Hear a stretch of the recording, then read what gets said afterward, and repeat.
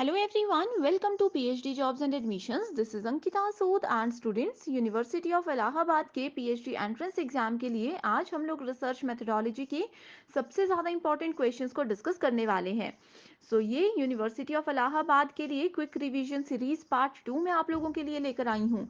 इसमें मैं आप लोगों के साथ 15 क्वेश्चंस डिस्कस करूंगी एंड आप लोग इनको अच्छे से समझ लीजिएगा। यहाँ पे मैं रियल लाइफ एग्जाम्पल के साथ हर एक चीज़ आप लोगों को बताने वाली हूँ। आप सभी को पता होगा कि इस एग्जाम की डेट जो है वो फाइनल हो चुकी है। 29 मई को एग्जाम होने वाला है। अभी हमारे पास सिर्फ 6 to 7 डेज बाकी हैं। अगर आप लोगों ने अभी भी इसकी प्रिपरेशन स्टार्ट नहीं की है तो मैं आप लोगों को बता दूं कि अगर आप ये क्विक रिवीजन सीरीज को भी इस वीक अच्छे से फॉलो करते हो, जो भी ट्रिक्स मैं आप लोगों को वीडियो लेक्चर्स के थ्रू बताऊंगी, इनको अच्छे से फॉलो करते हो तो डेफिनेटली आप इस एग्जाम को क्वालिफाई करके अपना पीएचडी का ड्रीम पूरा कर सकते हो। इसके साथ ही स्टूडेंट्स आप लोगों को ये भी पता होना चाहिए कि यूनिवर्सिटी ऑफ इलाहाबाद में आपके एंट्रेंस एग्जाम के पेपर पैटर्न को दो सेक्शंस में डिवाइड किया जाएगा। That is part A and part B. Part B तो हमारा सब्जेक्ट सेंट्रिक सेक्शन होता है एंड पार्ट ए जो होता है ये कॉमन होता है। इसमें रिसर्च मेथोडोलॉजी से क्वेश्चन पूछे जाते हैं। एंड मैं आप लोगों को बता दूं कि अगर आप लोग इस पार्ट ए में भी अच्छा स्कोर करते हो तो भी आप इस एंट्रेंस एग्जाम को क्वालिफाई करके पीएचडी में एडमिशन ले सकते हो। रिसर्च मेथोडोलॉजी की कंप्लीट प्रिपरेशन के लिए हम आपके लिए लेकर आए हैं इसका फाइनल रिवीजन पैकेज। ये रिवीजन पैकेज आपके इस फाइनल वीक में आपकी बहुत ज़्यादा हेल्प करेगा।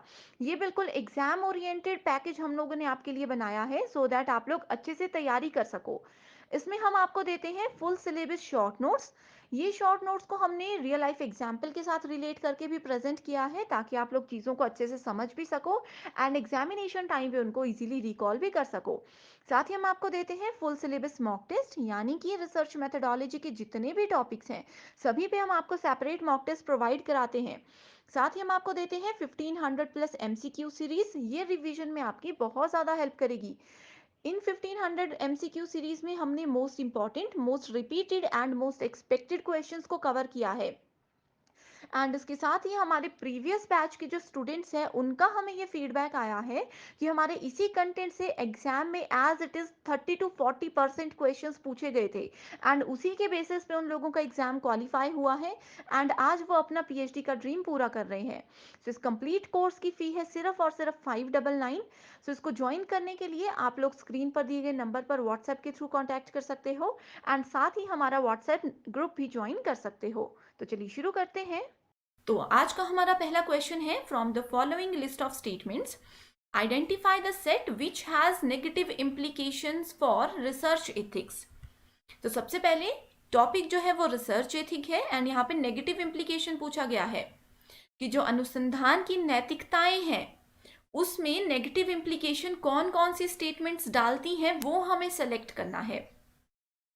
पहली स्टेटमेंट है, a researcher critically looks at the findings of another researcher, यानी कि रिसर्चर ए जो है वो रिसर्चर बी के किसी सॉल्यूशन पे अपनी नज़रें गड़ाए बैठा है, हम ये बोल सकते हैं।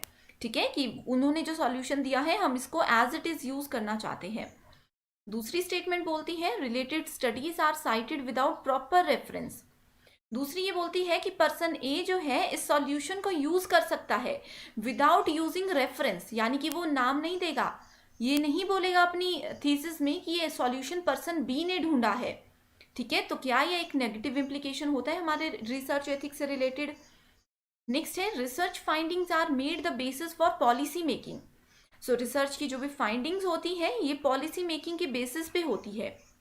मैं आप लोगों को बता दूं कि रिसर्च एथिक्स यानी कि अनुसंधान नैतिकता जो एक टॉपिक है इससे एग्जाम में 4 to 5 क्वेश्चन ज़रूर पूछे जाते हैं। इस पर मैंने बहुत सी वीडियोस बनाई है, आप लोग प्लेलिस्ट जा करके चेक कर सकते हो, आप लोगों को अलग से टॉपिक वाइज भी मिल जाएंगे एमसीक्यूज। ठीक है, नेक्स्ट है, conduct of practitioners is screened in terms of reported research evidences. ठीक है, यानी कि रिपोर्ट किए गए शोध साक्ष्य के संदर्भ में व्यवसाय के आचरण की जांच की जाती है। नेक्स्ट ऑप्शन है, a research study is replicated with a view to verify the evidences from other researchers. तो एक रिसर्च स्टडी जो होती है वो रेप्लिकेटेड की जाती है किसी दूसरे रिसर्च के वेरीफाइड एविडेंसेस को लेकर के। एंड लास्ट ऑप्शन है, both policy making and policy implementing processes are regulated in terms of preliminary studies. जो प्रारंभिक अध्ययन होते हैं ठीक है, उसी के बेसिस पे हम policy making and policy implementation process को कंप्लीट करते हैं। ठीक है, सो रिसर्च नैतिकताएं होती हैं, कोई भी काम करते हैं उसके अपने कुछ रूल्स होते हैं, कुछ नैतिकताएं होती हैं। तो रिसर्च नैतिकता में एक चीज तो ये होती है कि हम लोग जो अपना सॉल्यूशन है हम वही यूज कर सकते हैं।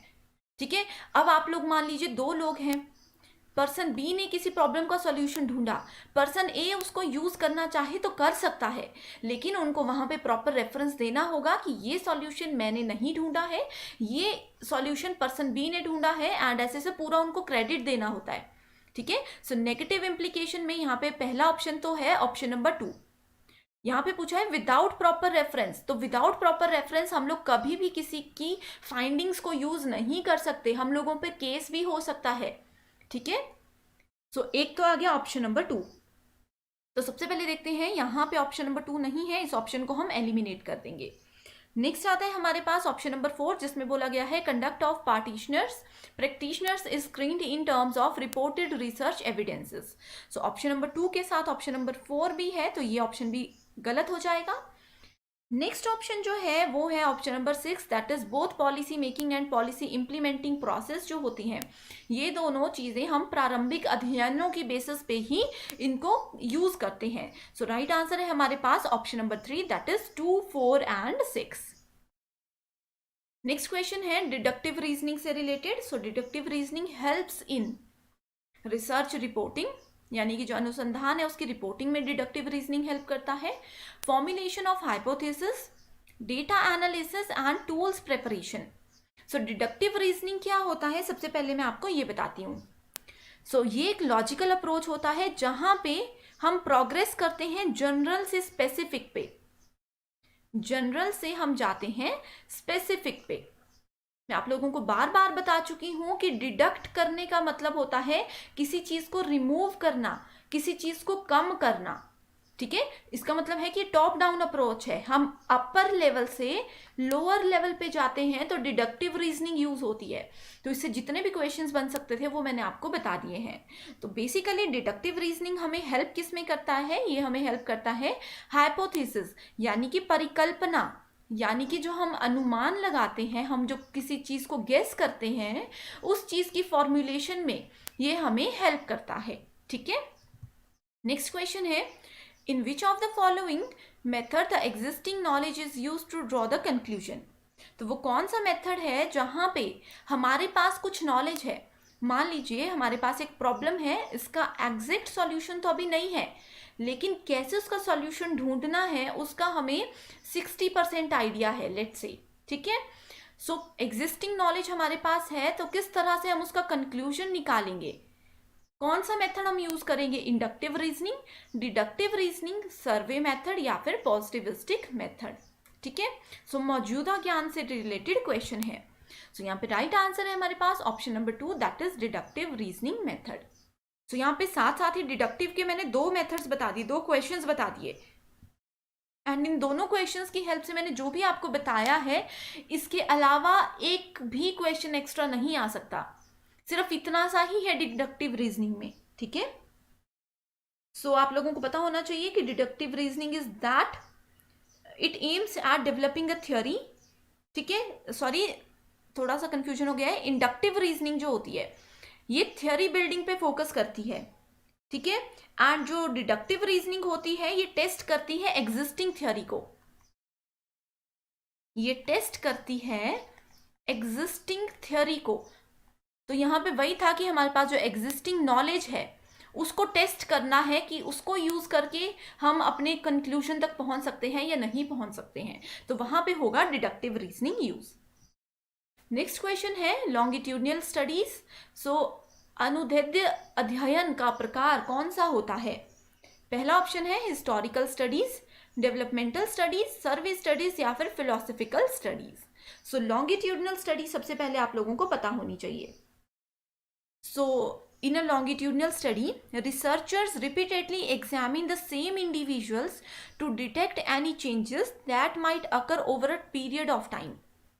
लॉन्गिट्यूडनल स्टडी यानी कि एक ही पर्सन को हम लोग लॉन्ग टाइम तक ऑब्जर्व करते हैं, लॉन्ग टाइम तक किसी पर्सन को हम लोग समझने की कोशिश करते हैं।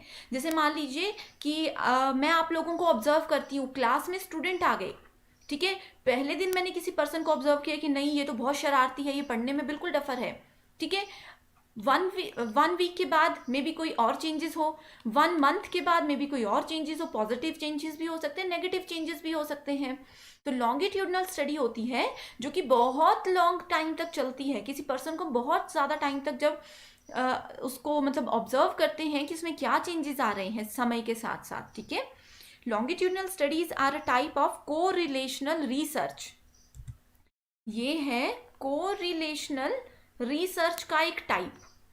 अब कोरिलेशनल रिसर्च यहाँ पे ऑप्शन में नहीं है, अगर होता तो आप उसको करेक्ट आंसर दे सकते थे, ठीक है।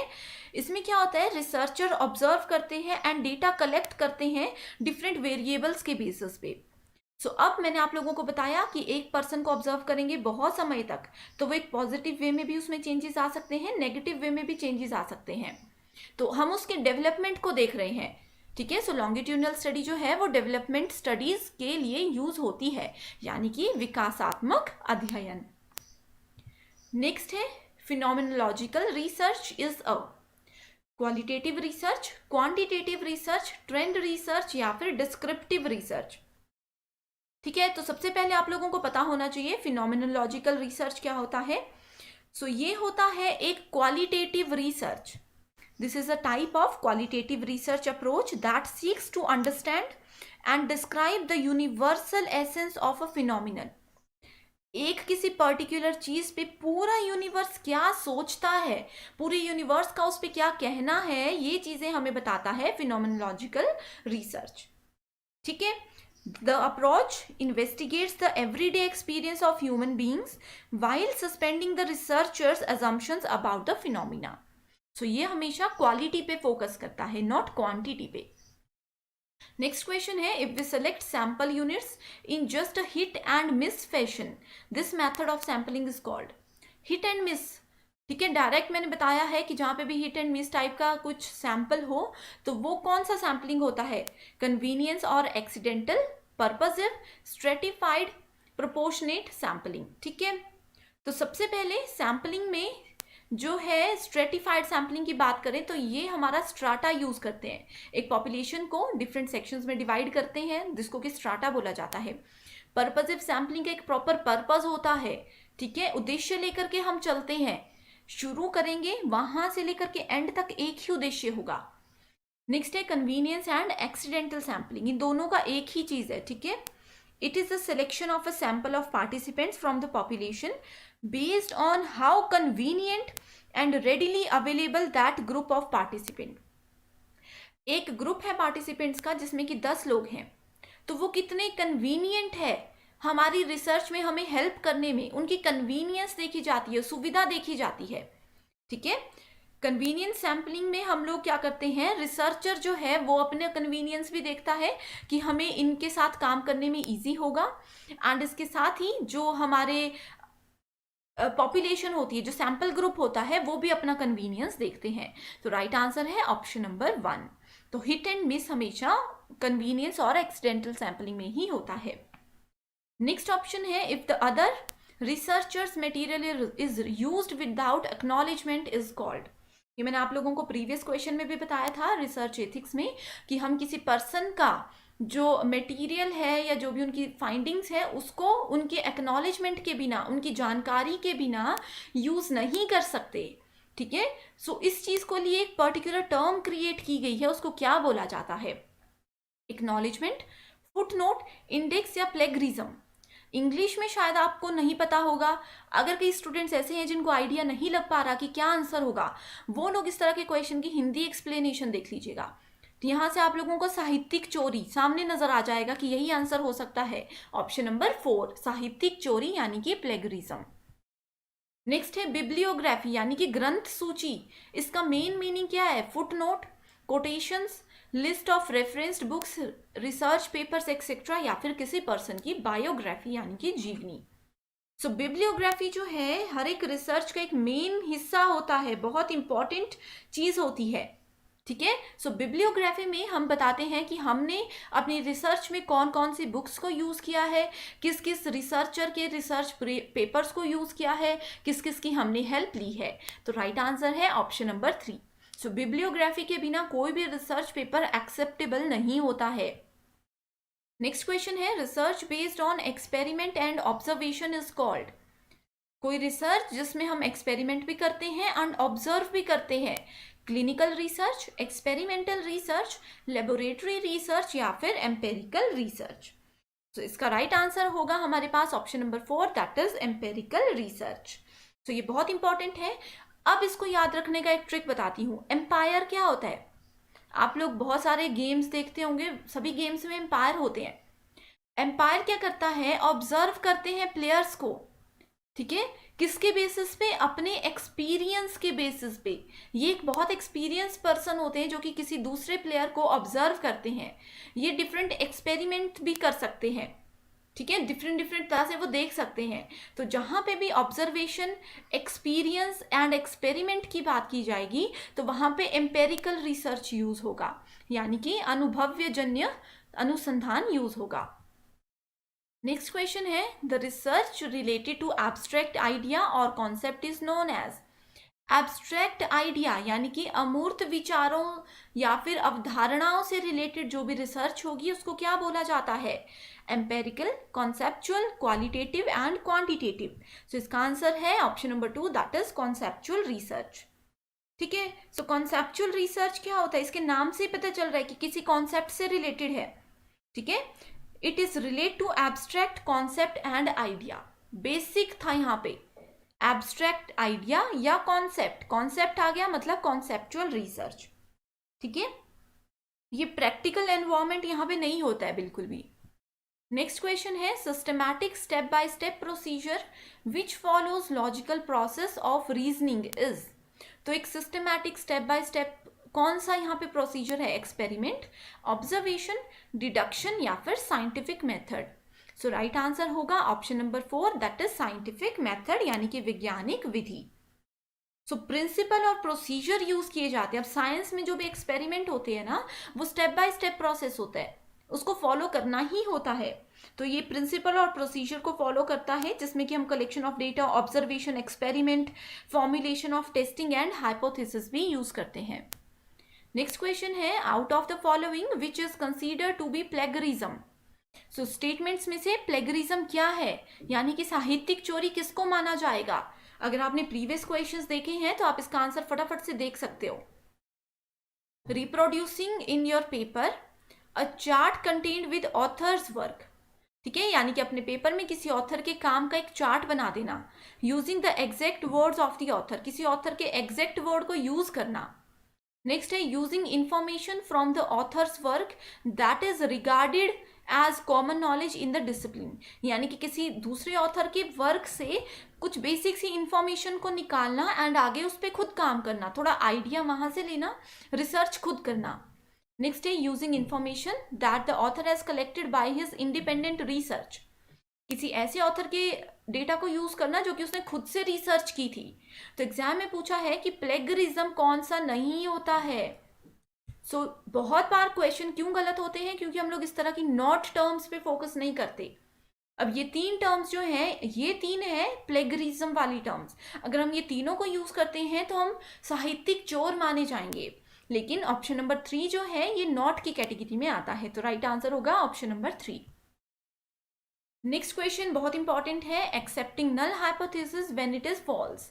डायरेक्ट क्वेश्चन है एंड इसमें से सिर्फ 2-3 तरह के क्वेश्चंस पूछे जाते हैं जो कि मैं आपको अभी बताने वाली हूँ, ठीक है।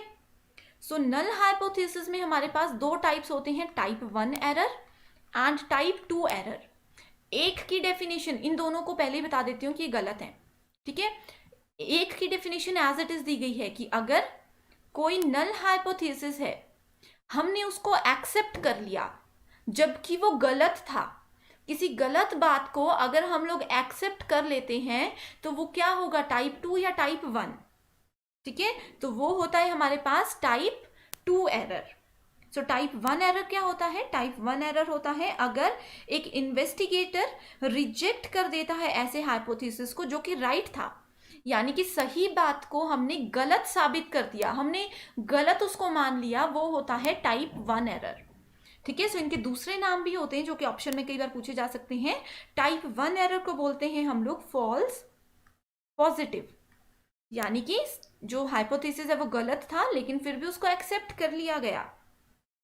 ठीक है, टाइप 2 एरर को क्या बोला जाता है, इसको बोला जाता है false negative, right. Next question है what is your favourite television programme. Basic question, अगर हम किसी को पूछते हैं ना कि आपका फेवरेट टेलीविजन प्रोग्राम क्या है, आपका फेवरेट कलर क्या है, तो वो कौन से क्वेश्चन होते हैं, close ended, inquiry based, open ended, none of the above. So right answer है हमारे पास close ended. Close ended questions क्या होते हैं, जिसका आंसर सिर्फ हम लोग यस नो यानी कि सिर्फ सिंगल वर्ड में हम दे सकते हैं। ठीक है, वन वर्ड आंसर जो होते हैं या फिर यस नो टाइप के आंसर जो होते हैं वो होते हैं क्लोज एंडेड क्वेश्चंस। ठीक है, अब जो होते हैं हमारे पास इंक्वायरी बेस्ड क्वेश्चन, जिसमें कि हम लोग पूरा आंसर देते हैं, पूरा एक्सप्लेनेशन देते हैं, एविडेंस देते हैं, इंफॉर्मेशन देते हैं, रीजनिंग देते हैं। ठीक है, वो होते हैं inquiry based. Open ended questions होते हैं जिसमें हम येस नो के साथ थोड़ी सी एक्सप्लेनेशन दे देंगे कि what is your favourite TV programme, तो मैं बोल दूंगी कि तारक मेहता का उल्टा चश्मा। उसका मैं रीजन बता दूंगी क्योंकि वो फैमिली शो है, वो कॉमेडी शो है। ठीक है, अगर मैं इससे ज्यादा बता दूं, पूरे एविडेंस दे दूं कि देखो भाई ये कितने अच्छे एपिसोड्स हैं, ये ऐसा है, ये वैसा है, तो वो इंक्वायरी की कैटेगरी में आ जाएगा।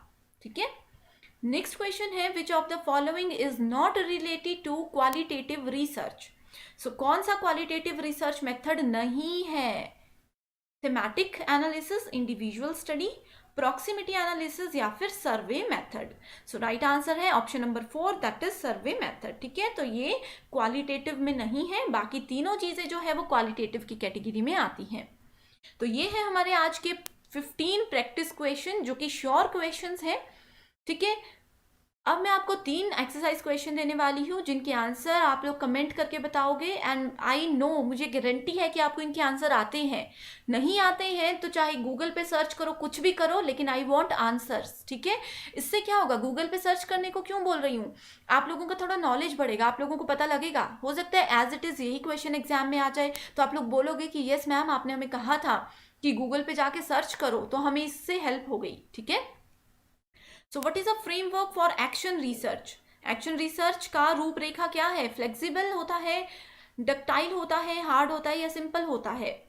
नेक्स्ट क्वेश्चन है व्हाट इज क्वांटिटेटिव रिसर्च, क्या बोलते हैं इसको, एथनोग्राफिक, अनस्ट्रक्चर्ड, डिस्क्रिप्टिव, स्ट्रक्चर्ड। ठीक है, एंड लास्ट क्वेश्चन है the sampling procedure in which the population of a city is first divided into homogeneous blocks. ये क्वेश्चन मैं बता दूं जो हमारी एमसीक्यू सीरीज चल रही थी वहां पे मैं डिस्कस कर चुकी हूँ। अगर आप लोगों ने वो देखा है आप इसका आंसर दे सकते हो। ठीक है, होमोजीनियस ब्लॉक में डिवाइड करते हैं अपनी सिटी की पॉपुलेशन को एंड उनमें से रैंडम सेलेक्ट करते हैं।